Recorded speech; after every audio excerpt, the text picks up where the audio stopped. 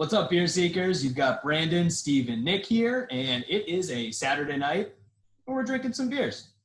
What else are you going to do, right? So what we're going to do, because we haven't done this before, is we're just going to talk a little bit about the beers that we're drinking tonight, let you guys in and discuss some of our favorites here and, you know, some new stuff that we've never tried before. So, Steve, kick us off, because I know you got some good stuff over there. Yeah, I do. I have a number of beers I've never had before, and two fall beers. We'll get to it. But I'm going to start with the one that this is the guy I intended to discuss tonight. But we've been trying to get Nick's audio to work for so long that I already finished it. But this one is the Hey, I'm back. this one is it's called Whaler. It's a New England IPA from Carton Brewing, out of New Jersey, 6.5%. And so on. There's a good story on the back that you should read if you ever have it. So yeah. But anyways, that's what it looks like. There's only a little left, as I mentioned. It's a good hazy, hazy New England IPA. It's got like aroma of oranges going on. It's very, I mean, I don't want to say it's standard New England IPA hazy, but because it's good. It's a very good one. But if you like hazies, you're gonna like this.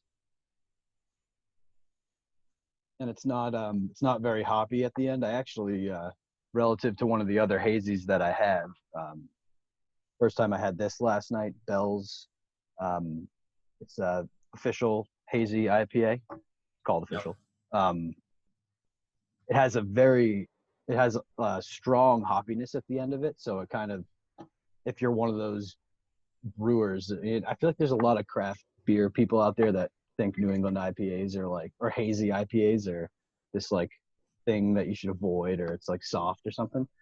But right. if you do think that, this one's a good one, because it's somewhere. If you're trying to avoid that stuff, sorry.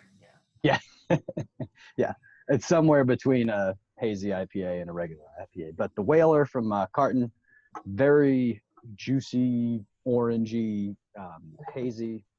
I like it a lot. I've never had Carton Brewing otherwise. And I know I keep going back to this Bell's one, but I think it's because I really liked it. I liked the extra hoppiness kick on the end. I don't think I've ever had a New England IPA that I disliked, really. Yeah. The juiciness, it's refreshing. But sometimes I feel like, I don't know, there's only so many I can have. Like some of them taste like straight up like orange juice or like a, thick. What do you call it? Mimosa or something, you know what I mean? Yeah, but, so I think I do like it a little bit more with the hoppiness on the end. But they are very refreshing. It's a great brew. Maybe sometime in like a subsequent video we could do like a why people like there's such a huge craze for the New England IPAs and the hazy, fruity, juicy IPAs, and then like there's such a following for the standard IPA, the malty and the hoppy. I don't know. Yeah. It just seems like it could be it's a contentious hot button topic, I think. Right. Yeah, it's very different, obviously. They are very different, but it's all IPA, so it's like, what's it fall under? Yeah. Right. Yeah.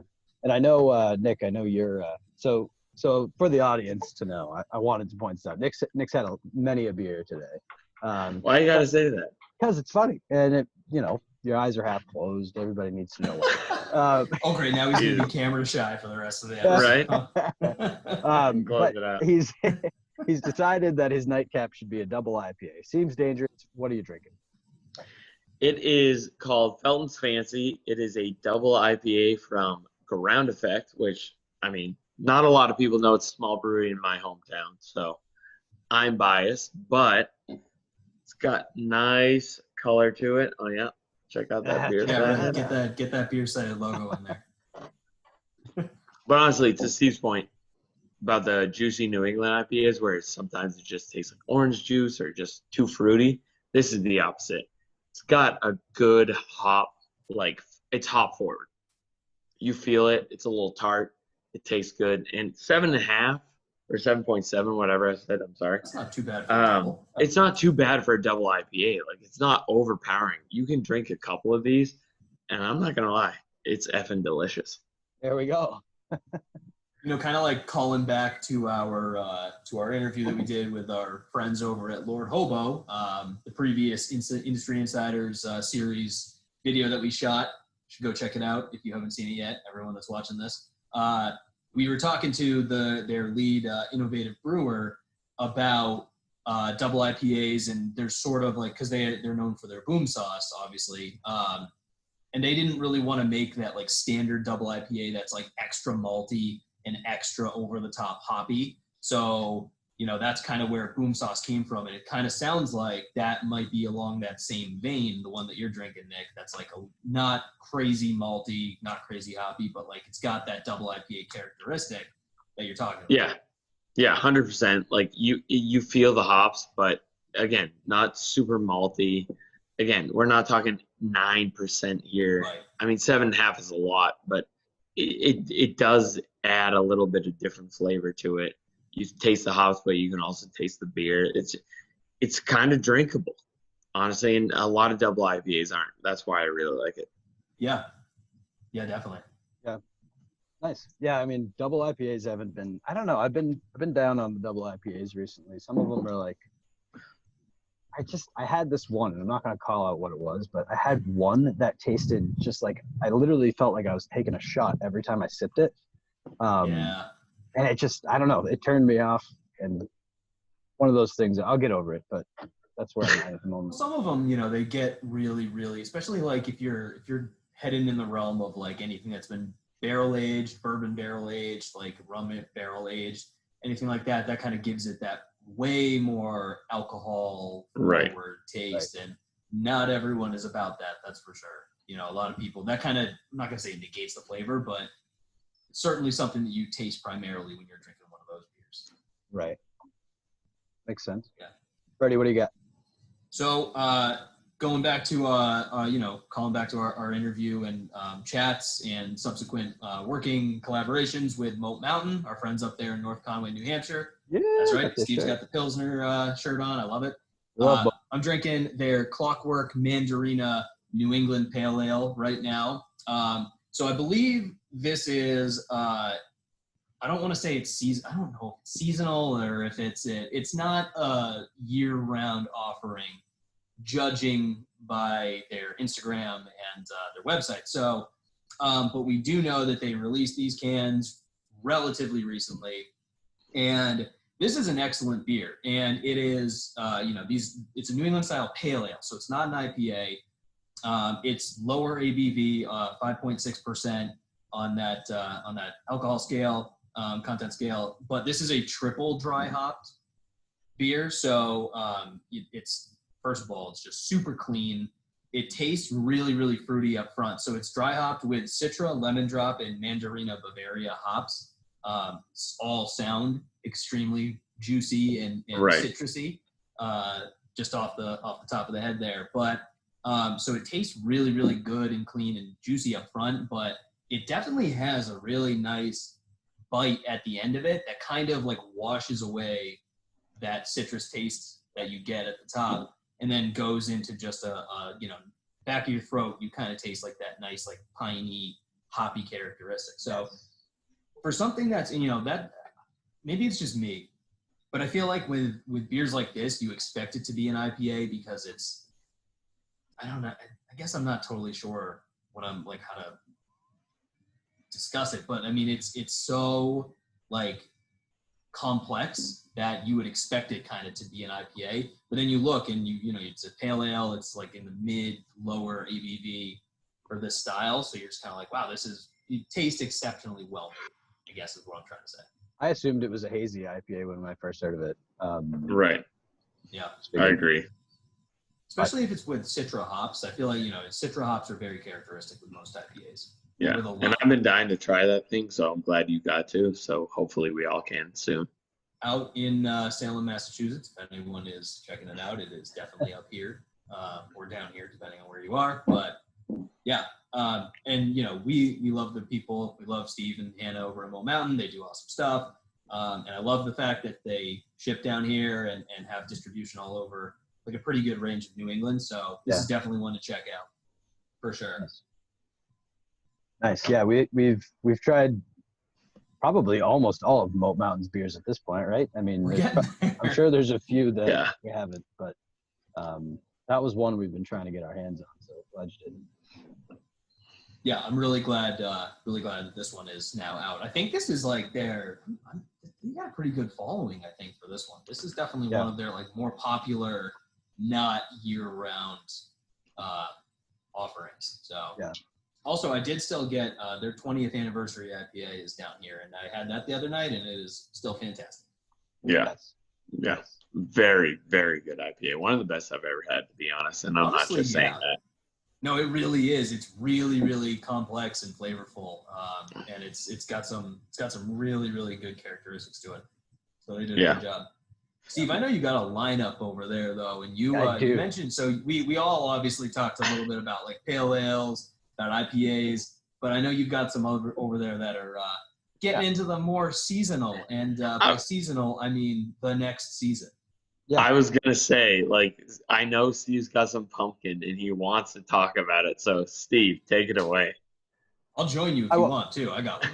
Oh, yeah, that's a great idea. I do want to give one other one a shout out because I had an IPA last night that I like a lot. I'm not gonna crack it right now, but it's Cloud Surfer by Trophy Brewing, a modern IPA. They're out of Raleigh, North Carolina. Nice.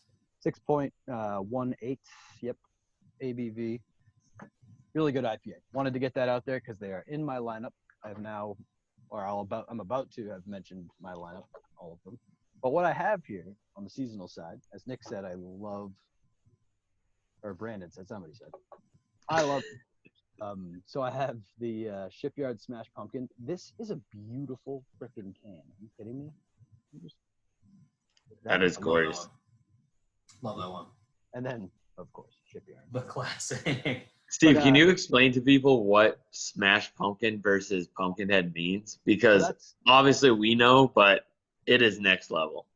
And so that was what I thought would be a fun thing to do. Both Shipyard, and my wife asked me last night, what's the difference between the two? And I was like, I haven't had Smash Pumpkin in a while, so let me try it. And man, they're actually, you can taste the similarities between the two. But Smash Pumpkin it kind of has that thing I said I didn't like about that double IPA I had recently. It feels like you're taking a shot. The thing punches you. Mm-hmm. It's 9%. Oh, for sure. It's 9%. It's beautiful though when you pour it. Look at that. Yeah, it's gorgeous. Amber. It's a gorgeous beer. Dark amber, yeah. Love it. So let me take a sip real quick.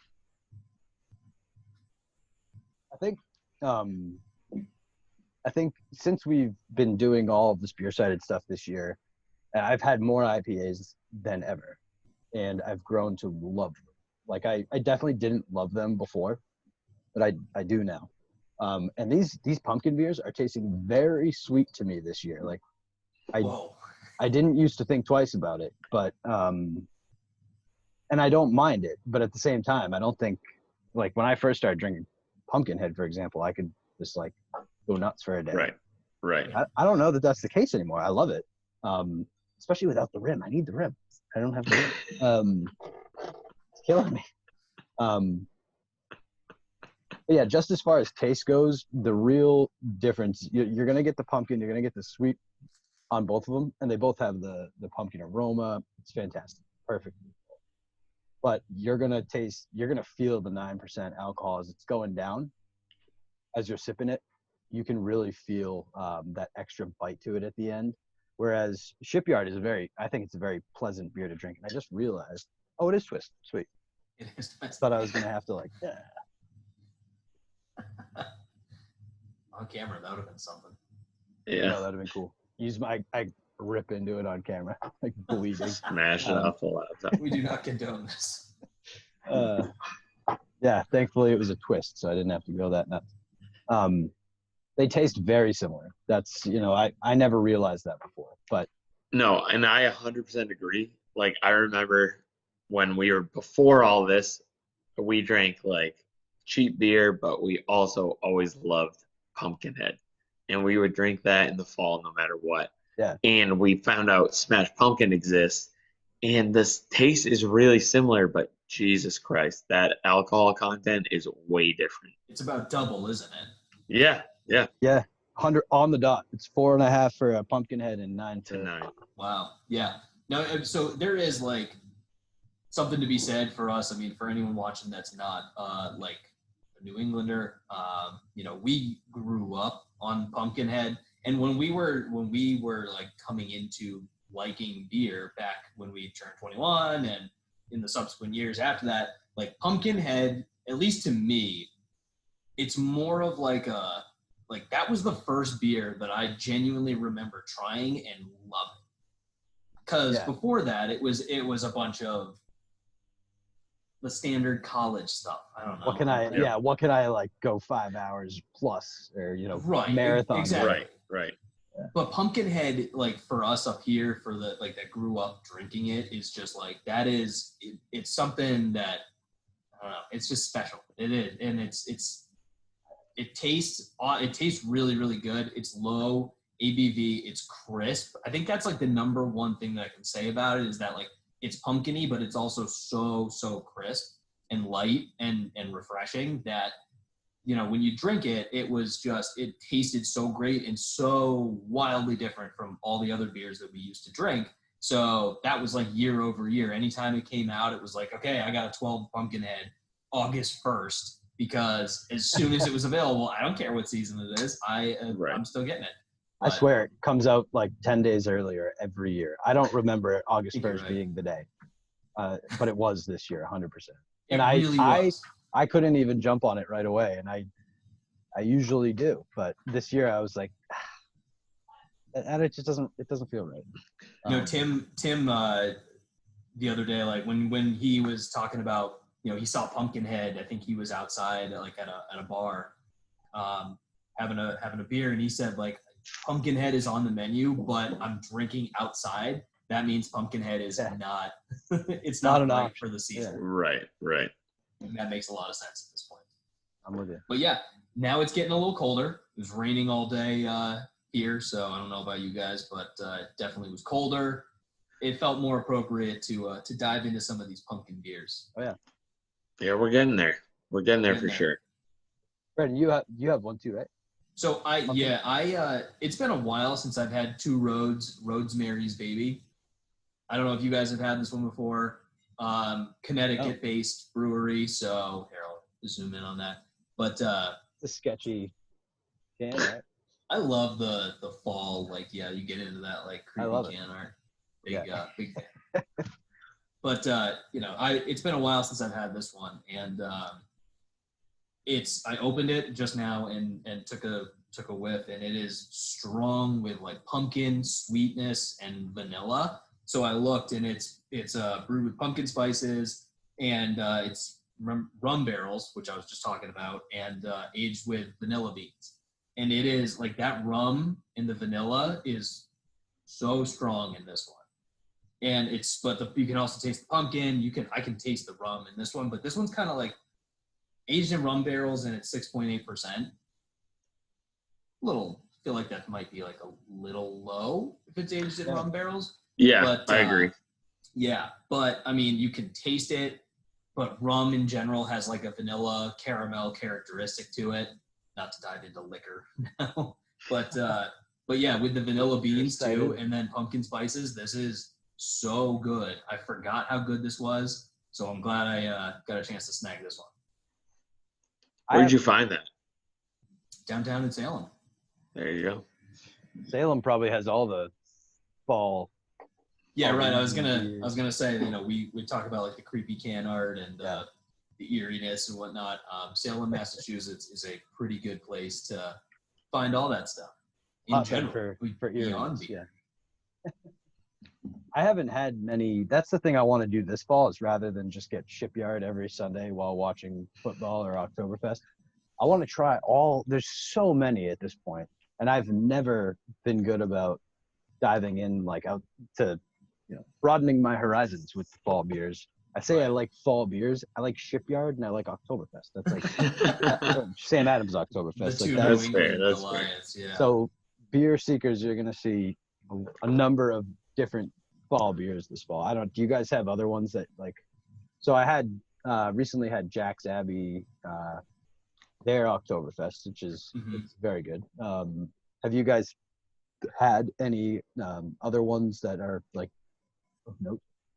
Yeah, I have, and I'm embarrassed to admit this because I can't remember who makes it. Who makes pumpkin? Southern Tier. Southern Southern Tier. Tier. That thing is gorgeous. That is a You know, gorgeous beer. I Like should have I don't know remembered how that else one. to explain it. Yeah, that's my third. That's the third one that I would Right, always go. I right. was gonna say, when it comes to fall pumpkin beers, like for me, it's Pumpkinhead and Pumpkin are like the two Yeah, absolute, like the giants in the pumpkin beer industry. yeah. Pumpkin is And I'll be insane. honest, if you've had Shipyard Pumpkinhead, then you have to have um Shipyard. I blew it. I Smash forget what it's called. pumpkin. Smash Pumpkin. It's so much You better. talking about the pumpkin? It's so Well, much better. So I was gonna say a lot of people shy away from, not shy away, but like we were saying earlier, Pumpkinhead's like, oh, it's that fall beer that everybody has a problem with, like because it's just like the standard thing that everyone jumps on. Right. Try, if you feel that way, try Smash Pumpkin, Yeah. and get your mouth beat in by a 9% beer. Well, try that one. It's Try Pumpkin. If you haven't, I mean, if you like fall beer and pumpkin beer in general, like I just assume that you've probably had Pumpkin. There's a ton though. So Nick, there's actually a brewery down by you in Worcester. It's called Soul Purpose. I don't know if you've ever taken a visit over there, but I had their Not yet. Oktoberfest the other night. And that one was a nice clean, like it's fun that, with these two styles of October beers, so you got Oktoberfest, like those lager, brown lagers, and then you've got pumpkin beers. So fall in general offers some pretty solid styles of beer, and then everyone like just does their variation on one or the other or both. So there's a ton of options. And even like you get into the cider industry too. There's pumpkin ciders, which are delicious. Yeah. Oh, there's a lot. A lot of good ones, but I mean, yeah, in terms of like other fall pumpkin beers, I mean, a million of them. This one's fantastic. The Two Roads, Rosemary's Baby, definitely one to check out. I mean, there's so many to name, honestly, and we've even had guests on our web series, like Parker from 603 that said their fall beer sells out like extremely fast. So that's another one that I'm dying to try this fall since we're all around the area. Would be just like take a trip up there, try as many any craft brewery that brews pumpkin or Oktoberfest, any kind of those. I'm willing to try. Yeah, I agree. What bothers me is there's this group of people or group of breweries, whatever you want to call it, that thinks like pumpkin beers are like a cop out. It's like selling out. Yeah, right. And I could not disagree more. I'm sorry. I know you both agree with me, but that sucks. Like it's such a good beer and such a good product if you really want to work towards it. Right. And it's popular, so that's a problem. Like right. Keep making right. it. Doesn't popularity kind of mean that it's good? So exactly. There's no difference. I mean, a ton of breweries make summer beers or there's winter beer. Like what is the difference? They're just, you draw, if anything, the idea of the fall beer, people who aren't necessarily like, gung-ho over craft beer will be like, oh yeah, I'll drink a Shipyard Pumpkinhead, this great pumpkin fall thing, or whatever beer it is. But I don't get it. That's something I don't understand. But somehow, before I stop my rant, somehow seltzer, like hard seltzer is cool, and everyone's diving into that. Yeah, well, that's a whole other issue. It's a whole other issue. I know. Like, how is a pumpkin beer soft relative to those sorts of things? Whatever. Yeah, no, to each their own, I guess. Yeah, to each their own. We'll continue to enjoy it. That's right. Yeah, I'm sure. All right, boys, any last thoughts here? I have one last thought, and it actually is very specific to the last conversation we had. So, pumpkin, I thought pumpkin was like the craziest of all fall beers. It's 8.6% relative to Smash Pumpkin's 9%. Mm-hmm. I didn't realize that. Nick and I once grabbed a 6-pack of giant pumpkin. They were pumpkins, right? It wasn't Smash Pumpkin. No, it was Smash. It was Smash. Oh, it was Smash. It was Smash. You guys think it was Pumpkinhead? No. No. We knew what we were getting. All right, good. We got a 6-pack of, I guess, Smash Pumpkin. I've been telling the story wrong. And they were 32-ounce cans. They're huge. My goodness. It cost like $80, Yeah, roughly, yes. and we drank most of it. And the night did not. I mean, I don't know how the night ended. That day, yes. You're right. Crazy. Night was a little blurry. The next day was a nightmare. Yeah, The night was gone. The next day was a nightmare. 2 of those each, and we were done so. There's only 2 of them too, and we didn't do anything. So fun story for beer seekers. If you're still watching, there you go. Thanks for hanging in.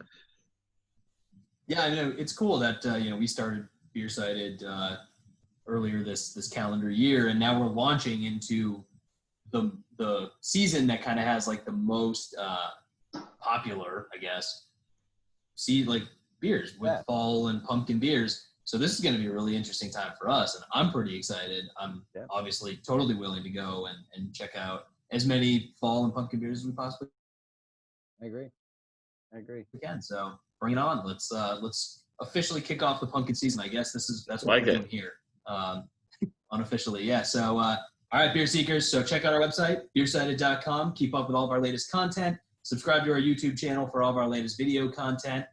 Find us on social media. Keep up with everything that we're doing. Cheers, fellas. Thanks for joining.